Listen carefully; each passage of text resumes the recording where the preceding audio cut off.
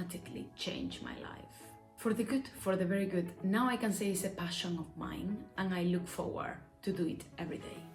I still find it difficult to commit to it every day and I always go back to this practice. This is key.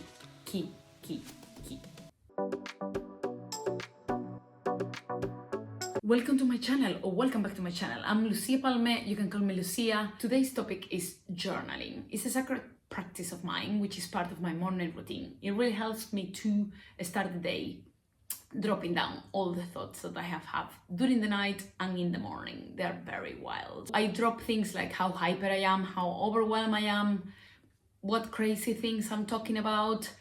Nothing has an order and everything is allowed in my journaling.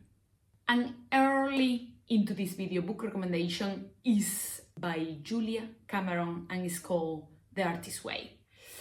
It has many practices in this book, and this book is about really creativity and kind of how to fall in love with creativity, whatever you define as, but really to bring it back into your life and being a creative being. So one of the things that she talks about is journaling. So it's this exercise every morning of like drafting 3 pages of a notebook, whatever size, and drop your wildest thoughts.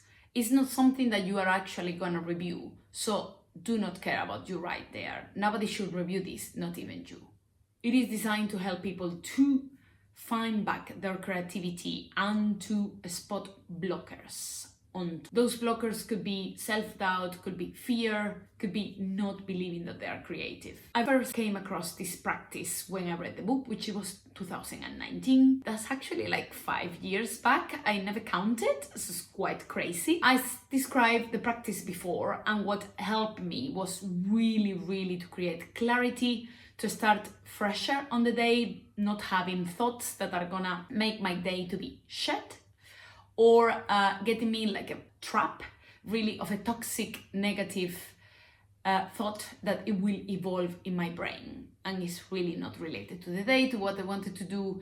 It might be something that I don't know, but it will come to my brain. That's how I work.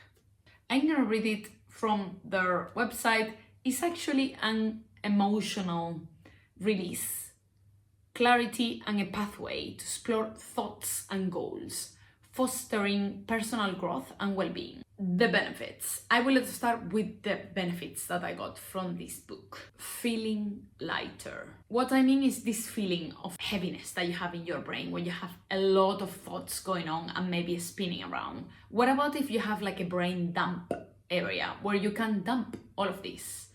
That's called notebook and that's called journaling. This practice provides you with lightness, to feel less heavy by doing it. Congrats, you're now lighter.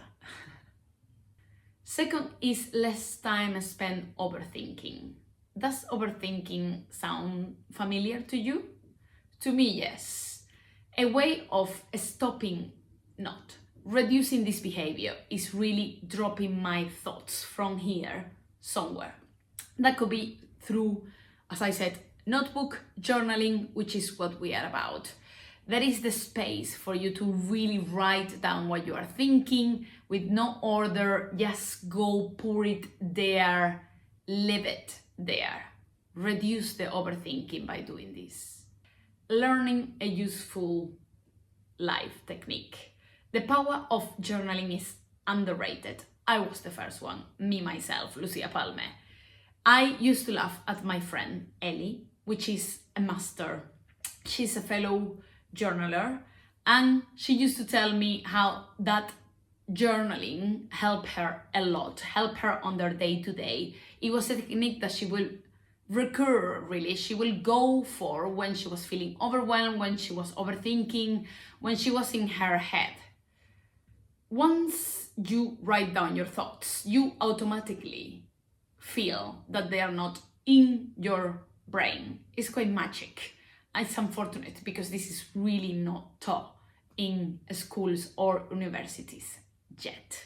Talking about the practice itself, what do you need to actually practice it? Number 1 is choose a spot. Choose somewhere in your house that you feel comfortable, that you can write and you feel comfortable writing. Maybe it's during your morning routine, so it's an area that you have natural sunlight, or maybe somewhere where you feel cozy, that you want to do it at night or you want to do it after work. It's somewhere where you feel safe, you have place to write, you have pen and paper, and you can stay there for good 10-20 minutes, which is how long it's gonna last this practice. Sometimes you might have 5 minutes, so this place might change, but you might have some by default place where you actually go and journal. It's quite funny because I'm seated in the place where I journal. This is usually in my yellow sofa where I journal, and I have free and direct sunlight. By doing this, you will associate this place with journaling. So it will create a habit of like things that you can do in a place in the house. And in this case, you're creating it yourself. So you will remember that when you're journaling, and it will be special.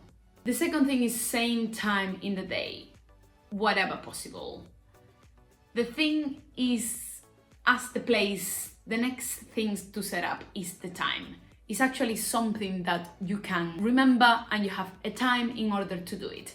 Life gets on the way, times change, and that's okay. The thing is, like, you have a by default time. For me, it's in the morning, so just after my coffee, I will actually sit here and have my notebook ready in the area, and the paper and the pen. About the time, which is what I'm talking about, is quite important because it will give you a guidance of this is my time for journaling.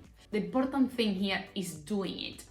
For example, if I go traveling, which is something that I do often, I carry a small notebook in my rucksack, and whatever it is, at least I know that it's there. So I have the pen and I have the paper to do it. Number 3 is at least writing 3 pages. It is the rule.